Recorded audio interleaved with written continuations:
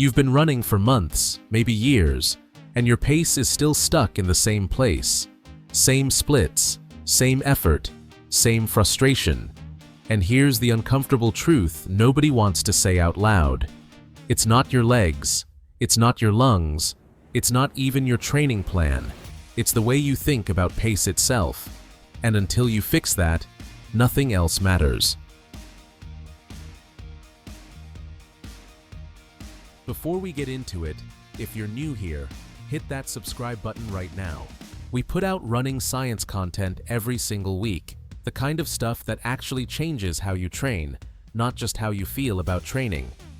Drop a like on this video, it helps more runners find this channel. Tell us in the comments where you're watching from. Seriously, we love seeing where our community is spread across the country. Share this with a running buddy who keeps complaining about their pace and hasn't figured out why it won't budge. And if you want to go deeper, there's a link in the pinned comment to become a channel member and help us keep this thing running. Alright, let's talk. Most runners are training to feel tired. They don't say that, they'd never admit it. But watch what they do. They go out, they push hard enough to be uncomfortable, they finish exhausted, they call it a good workout. Day after day, week after week. The effort feels honest, the sweat feels earned, and the pace never changes. There's a reason for that, and once you hear it, you cannot unhear it. Your body is incredibly smart. Smarter than your ego, smarter than your training app, smarter than whatever pace chart you printed out and stuck on your refrigerator. When you push at the same moderate hard effort every single day, your body doesn't interpret that as a signal to get faster. It interprets that as a signal to become more efficient at surviving that exact effort. There's a massive difference between those two things. Survival adaptation keeps you right where you are. Performance adaptation is what moves the needle. And you've been feeding your body the wrong signal this whole time. Let's be really specific about what's happening physiologically, because this isn't abstract coaching speak. This is actual biology working against your goals. When you run at that medium-hard effort, the effort that feels purposeful and solid, you're spending most of your time in a zone where your aerobic system is working, but not developing, and your anaerobic system is being touched, but not trained. You're in no man's land. The physiologists call it the moderate intensity trap, and it is exactly as bad as it sounds. You're getting the fatigue of hard training without the adaptations of either truly easy or truly hard work. You're paying full price for a product that doesn't exist. Here's the curiosity hook that I want you to sit with for a second. The world's fastest distance runners, the people running 430 miles for fun, the people who make your best 5K time look like a warm-up. They spend roughly 80% of their training time running slower than you think is acceptable. Read that again. The elites, the ones who are literally faster than almost every human on the planet, are jogging at a pace that would embarrass most recreational runners.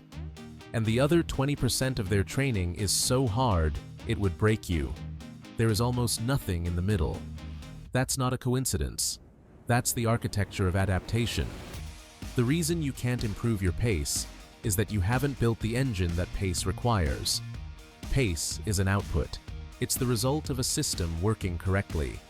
And you've been trying to improve the output without fixing the system.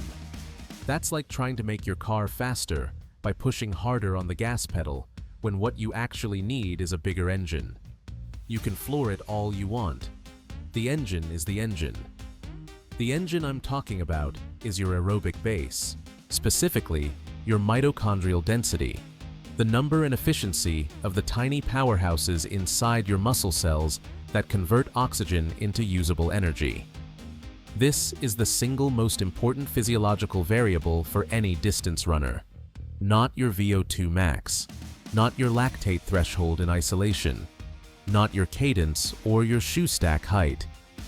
Mitochondrial density is the foundation everything else is built on, and it develops almost exclusively through easy, aerobic running. The kind of running most people skip because it doesn't feel like training. When you run easy, genuinely easy, conversational pace, able to breathe through your nose, heart rate controlled, you're signaling your body to build more mitochondria. More mitochondria means more aerobic capacity. More aerobic capacity means your easy pace gets faster. Your easy pace getting faster means your race pace gets faster. The whole ladder moves up. But you have to start at the bottom rung, and most runners refuse to go there because it feels like going backwards. I want to tell you about a runner, let's call him Daniel, because Daniel's story is your story, and you need to hear it. Daniel had been running for 2 years. He was training 5 days a week, hitting 7 to 8 miles on his long run, never missing a session. His 5K time hadn't moved in 8 months. 8 months of consistent training with zero progress. He came to me convinced his genetics were the problem. Some people are just slow, he told me. I nodded very slowly and told him that was the most expensive lie he'd ever believed. We pulled his training data and it was exactly what I expected. Every single run was in the same narrow intensity band. Not easy, not hard, medium, comfortable enough to finish, hard enough to feel like work, completely useless for creating the adaptations he needed. His body had become extraordinarily efficient at running at that one pace, and it had absolutely no incentive to get faster, because getting faster would mean doing more work, and his training was telling it very clearly that this pace was the ceiling. We changed exactly 2 things.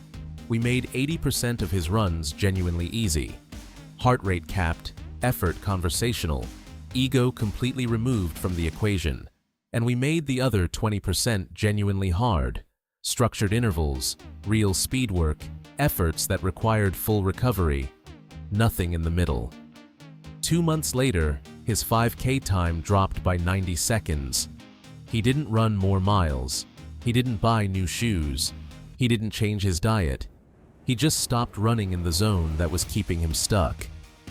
Now I know what you're thinking, because everyone thinks it. If easy running is so great, why does it feel like I'm not doing anything? Why does it feel like I'm wasting time? And that feeling, that nagging sense that easy means lazy, is the most destructive thing in recreational running. It comes from a culture that has completely confused effort with progress. We've been sold the idea that more pain equals more gain, so thoroughly that we literally feel guilty when we're not suffering. And that guilt is costing you every single performance goal you've ever set. Easy running feels unproductive because the adaptations are invisible. You can't see mitochondria forming.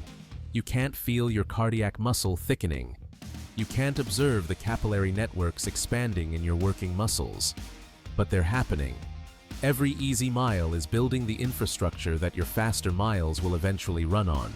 You're not training slowly. You're building the engine that will let you train fast. Here's the part that should genuinely change how you lace up tomorrow.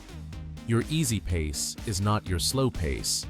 Your easy pace is your aerobic development pace. And as your aerobic system develops, that pace gets faster naturally. Runners who commit to this process for 6 months consistently report that their easy pace, the pace they used to be embarrassed to admit, is now faster than their previous race pace. The pace they were grinding to maintain in competition is now their recovery jog. That's what real progress looks like. Not pushing harder, building deeper. The practical application is simpler than you want it to be, and that simplicity is going to annoy you. For the next 8 weeks, every run that isn't specifically designated as a hard workout needs to be at a pace where you can hold a full conversation, not gasping between sentences, not answering in 3-word bursts, an actual conversation. If you're running alone, you should be able to recite something out loud, lyrics, a speech, whatever, without your breathing disrupting the flow. If you can't do that, you're going too fast. Slow down. I know that's uncomfortable to hear. I know your ego is already calculating how much slower that means you'll be, and I know part of you is wondering what people will think when they see you moving at that pace. Here's your answer. They'll think you know something they don't. because you will. The hard workouts, the 20%, those need to be actually hard, not medium hard. Hard. Intervals where your legs are burning and you're genuinely relieved when the rep ends. Hill repeats that make your lungs work. Tempo efforts where you're running right at the edge of controlled. These workouts are the stimulus for speed adaptation. The easy runs are the recovery that allows that adaptation to actually happen. Without the recovery, the stimulus just creates fatigue. You're not getting faster, you're just accumulating damage. One of the most underrated tools in a runner's arsenal is the heart rate monitor, not because it gives you bragging rights on Strava, but because it removes your ego from the equation. Your perceived effort is a liar. What feels easy after a stressful day feels completely different from what feels easy when you're rested and happy. Heart rate doesn't care about your mood. A cap of roughly 70% of your maximum heart rate for easy runs gives you an objective anchor that your feelings can't negotiate with. Use it for 8 weeks. Trust the data more than the discomfort. And here is the thing about pace that nobody explains correctly. Pace is not the input. Pace is the output. You don't control your pace by trying to run faster. You control your pace by improving the system that produces speed.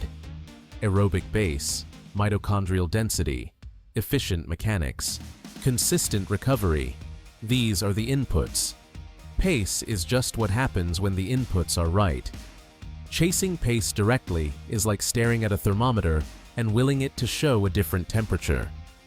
You have to change the conditions, not the reading. Let me give you the actual framework, because I'm not here to be philosophical. I'm here to give you something you can use starting tomorrow. Week 1 through week 3, every single run is easy. No exceptions. You're building the aerobic foundation and resetting your body's relationship with effort. Week 4, introduce one hard session per week, 4 to 6 by 400 meters at a pace that genuinely challenges you, with full recovery between reps. Keep everything else easy. Week 5 and 6, add a second hard session, a tempo run of 20 to 25 minutes at a comfortably hard effort, the kind of pace you could sustain for about an hour in a race.